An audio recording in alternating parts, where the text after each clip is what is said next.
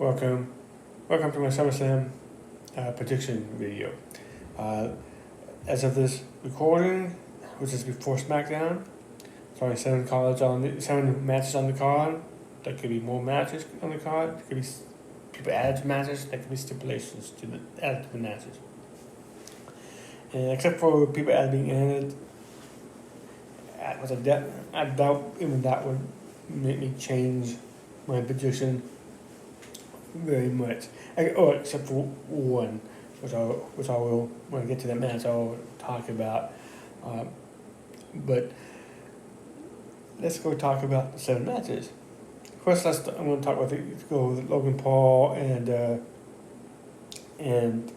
LA Knight for the United States Championship match. And actually, I want to give a shout out to Wrestle Chop. Made a good point when I listened to his right before I started recording, that Logan Paul had made, and what could be to some a controversial tweet on X, which I saw. And this, in the long run, I was going for thinking that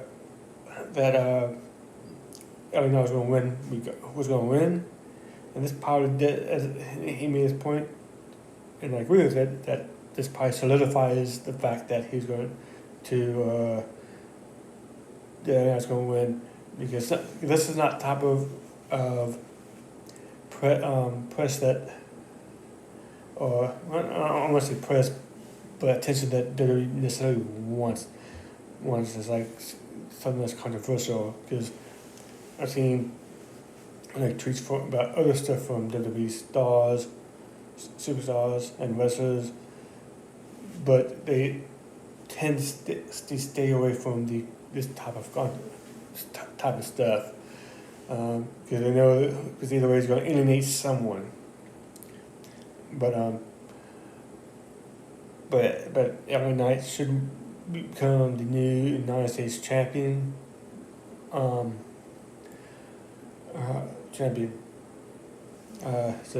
it's about time he's won a championship too in WWE in general. Next match is going to be for the Intercontinental Championship between Sami Zayn and Braun Breaker. And this is going to be like the third straight PLE where I'm picking against Sami Zayn. And this time I think they actually will pull the trigger on Braun Breaker to win it.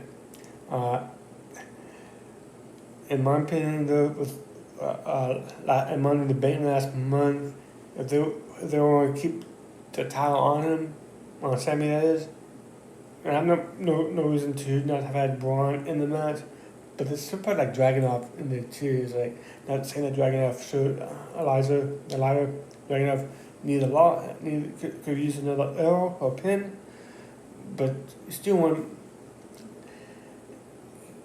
Braun Breaker losing could have actually hurt him. Luckily, it hasn't. But you still need. But then again, they could have Dragunov a lot too. So there was no easy way out. Or add Sheamus in the match as well, maybe even too, and had him take the pinfall because he could take the pin as well. But I do think Braun's going to win, because I say within the next couple of years he will be one of the champions, heavyweight champions in the company. So he is definitely the future of the company. One of the people who's the future of the company. So, but yeah, like I do like Braun winning here, and actually, I'm going to talk about where I see Sami going in a few minutes when I get to one of the other matches. He might have an idea right now which match I'm going to talk about and what's going to happen. And the next match I'm going to go with is going to be for the WWE Women's Championship between Bayley and Nia Jax. Let's say this: I don't see I don't see Bayley walking out.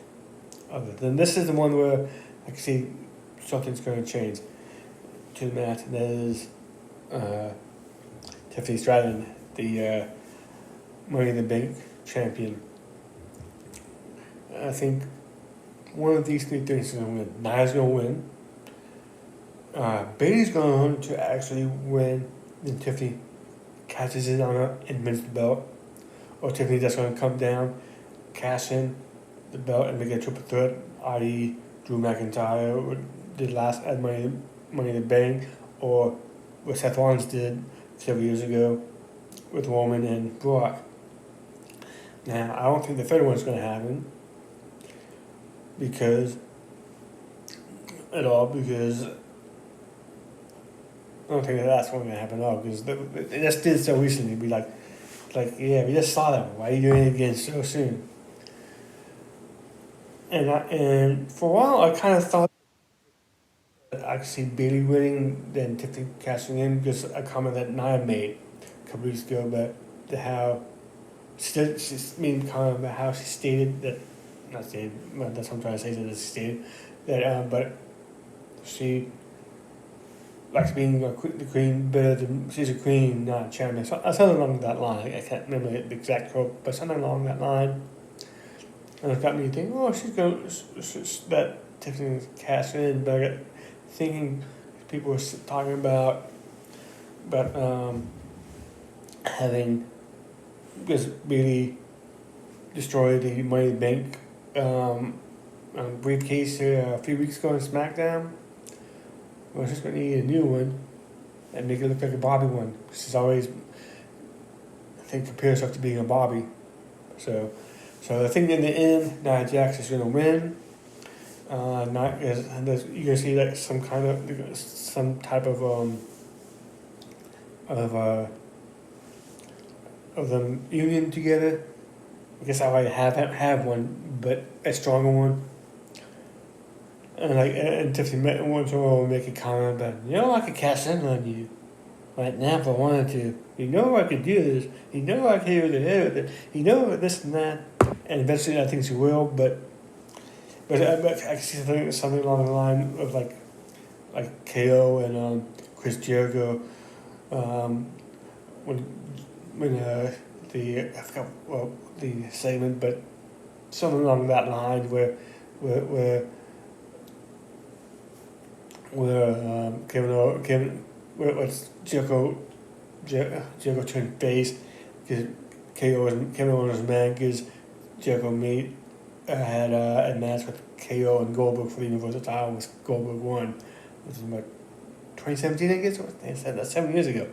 So I can see something along that line happening to where that. So the next few matches, actually not before I go to those two.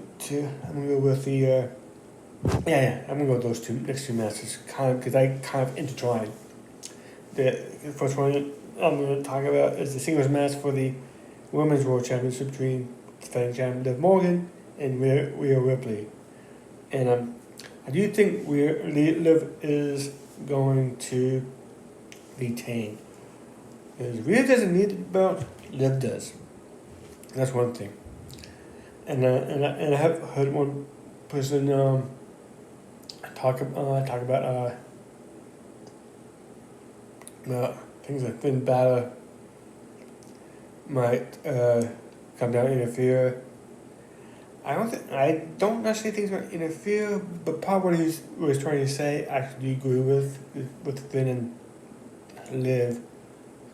Once again with the Damien Priest Gunther match, I'll go a little bit more detail into that as well.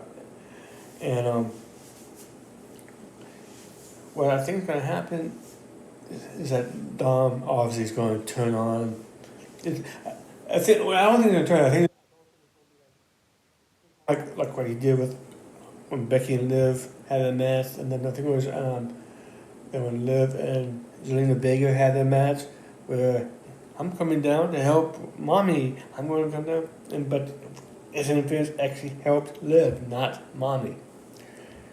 And that's the reason why I do think Liv and with Dom's quote unquote and unintentional, well, it seems unintentional help it's going to be known after that as intentional. And so that's how at least that part of Judgment Day breaking up. Now I'm coming to the match with Gunther and Damien Priest for the World Heavyweight Championship. Of course, Damien's probably going to tell JD McDonough and Finn Balor and Carlito, stay in the back. I do not need your help. And of course, I think it's going to be a point to where it's going to be like a mess. Remind me of maybe a match with like going to have a Sheamus. It's like hard hitting match. And at some point, Finn and JD going to come down to ringside. Maybe with Carlito. I don't know yet. I don't know. Don't really care if Carlito is there or not. He's not really a member, but maybe Carlito. Kind of the same thing where they try to help Damien, and it quote unquote backfires. Kind of more along the line with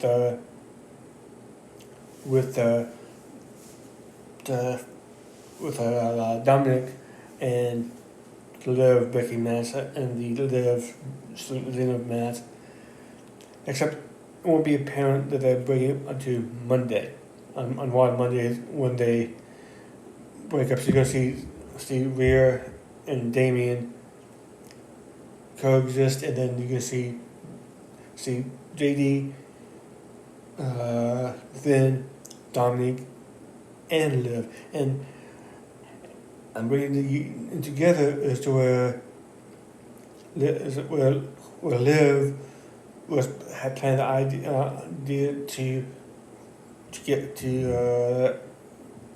Dominic was from Finn himself, and he said he would take care of Damien, especially because all the crap he put JD through to be part of the Judgment Day, and of course JD's going to be with them because they are tag team champs as well. So, and I did think this is going to lead to Sami Zayn, and JD is going to end up offering his services to Damien and Rhea for the time being. He's going to convince Sami Zayn to join them, but that's going to be a little bit more to that when I get to the main event. But that's going to be a little more down a couple months from now. One thing that part, and I will explain a little more when I get to the Cody solo match. The next match is a one-on-one match with Drew McIntyre and a guy named. So this is going to be CM Punk's third single match since he's been back. His first televised single match since he's been back, and then the second televised match because obviously it was in the Royal Rumble Waking Earth, and has for some reason a special guest referee called Seth named Seth freaking Rollins. Now, back in 1997 at SummerSlam, I believe. Yeah, it was SummerSlam. You had a match between The Undertaker and Shawn Michaels. No, The Undertaker and Bret Hart, my bad. It was Bret Hart. Shawn Michaels was the special guest referee. Going into the match, if Bret lost, he couldn't wrestle in America again. If Shawn Michaels didn't count the 1, 2, 3 pin, he couldn't wrestle. He wouldn't be able to wrestle at all. I think something like that. He had to retire or something. So it was like going in. I knew 1 or 2 things was I knew. Let's say this: I knew Bret was not going to win. Was not going to lose. I should say that. And the stipulation was not going to happen. But what happened was.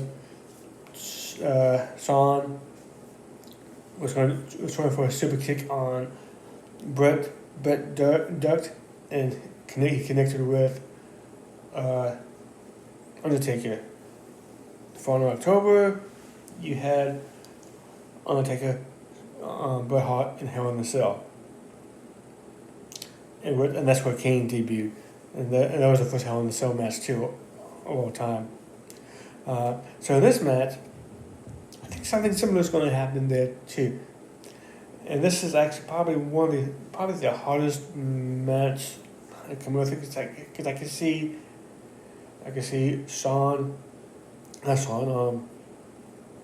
Seth.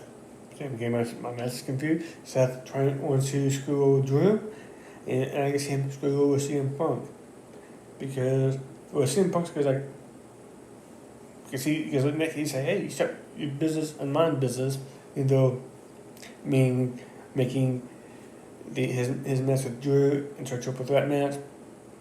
And Drew could call me a hypocrite for that, because hey, he did the same thing in 2015 at WrestleMania against Brock and Roman, which I already mentioned. And then with CM Punk, it's like he could try to screw over, and because he interfered, and said like that. No, I still could have won the title if he did interfere. So, but I think what's going to happen, I think instead of, I don't know if he's going to intentionally go after Drew instead, basically connect on CM Punk, and Drew's going to win this match. And I think this is going to lead to a Hell in a Cell match between them two at Bad Blood, which was, actually take that back. Yeah, at Bad Blood, because that's the name of the pay-per-view that Kane debuted when he came with Undertaker and Shawn Michaels Hell in a Cell match. So that's what I think is going to happen with that. It will lead to Hell in a Cell at Bad Blood in the beginning of October. So yeah. But yeah, this was a really hard one to say. Okay, who's feeling screwed? But makes a little more sense because remember, this is the Seth CM Punk match was supposed to be the WrestleMania match. So instead of Drew and Seth, and I think Damien would have cast it regardless and would have won the championship. Anyways, though, but so with CM Punk getting hurt, it actually made I think overall better story. Overall better story, especially with Seth being out too. Now comes in what should be the main event: Solo Sikoa versus the undisputed WWE Championship match between Cody Rhodes and Solo Sikoa. And I mentioned Solo Sikoa. Now this could get a little complicated. This should be the main event. Now, if this ends up not being the main event, that means no Roman, no Rock. And yeah, that's going to probably piss a lot of people. And this, like I said, this is being taped, recorded, as I say, not taped, but either one, before SmackDown. So I'm going to make the kind of prediction was on this, but I can see it happening either on SmackDown or on SummerSlam during some point in SummerSlam during SummerSlam itself. Because I can see, and Cody and Solo don't have some kind of interaction. Solo definitely will be with the Bloodline. And Paul Heyman comes out on SmackDown.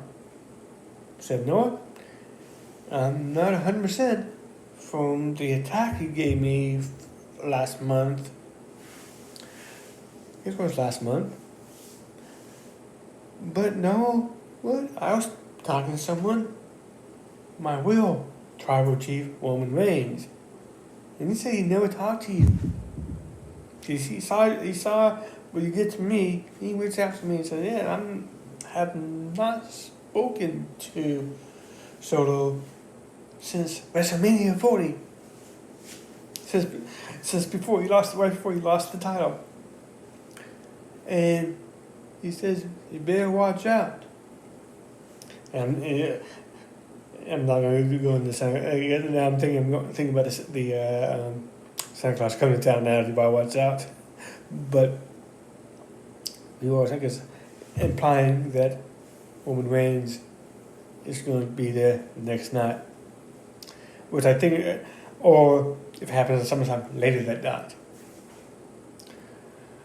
And it's like, I think ultimately he's going to help Cody win.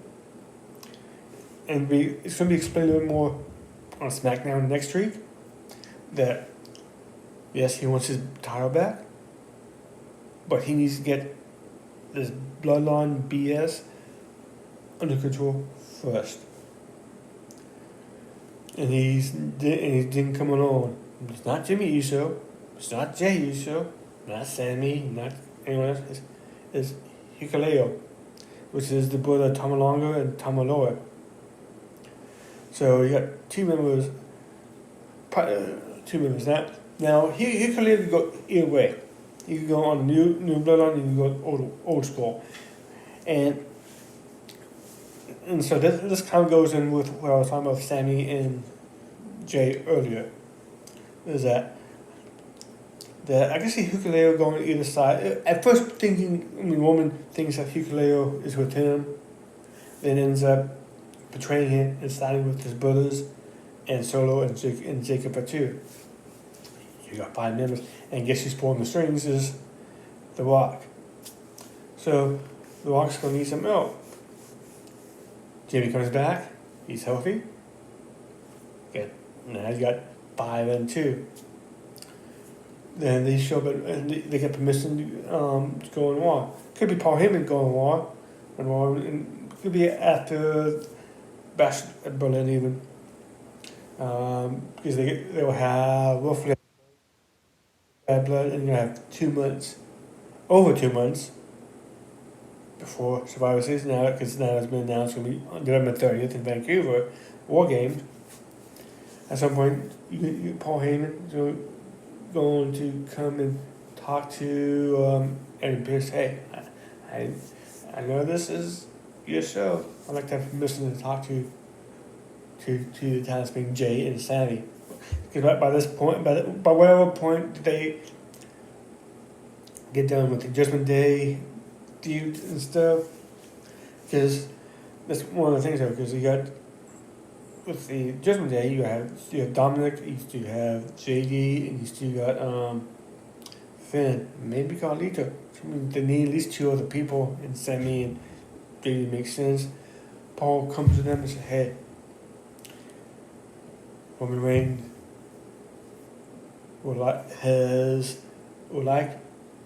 actually, I say, wants to come to SmackDown this Friday, and he's not asking, he's demanding y'all to come over type thing. He's like, we're not part of no.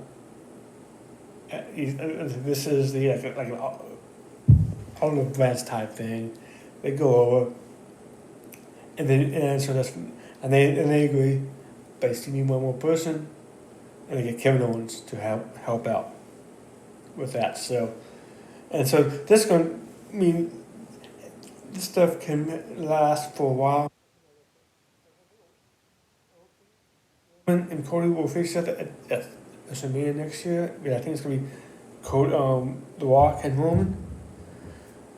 But I can see at the Royal Rumble, them facing each other for the title, and the Rock will come out. Roman Reigns. Well, I mean, they get other ways to do it, but that's going to be the end. Now, who I think Randy Orton? No, let's give it away. I think Randy Orton is going to be Cody's next opponent for the title. Because I saw another show on YouTube about Dixon they're talking about. I was like, yeah, but like, why would Roman help Cody and not want the title? Because he's in the middle of this bloodline civil war. You got to think outside what's going on. Not that he doesn't want the title. With Solo Sikoa and Jacob Fatu and Tangaloa and Tangatoma and maybe Hikuleo, maybe Rikishi, maybe The Rock, or maybe not Rikishi. Well, it could be Rikishi because So this is one of the sins too. You could have, I mean, that's, who knows who could be helping them, but yeah, it's gonna be a little bit busy with Bloodline business. And Randy Orton, no idea, but Cody's kind of teased it by his promo he made a couple months ago, and I do think that and Randy's it's kind of some glances that Randy's had. So this is my prediction for the show. Please like, share, subscribe, and have a good day.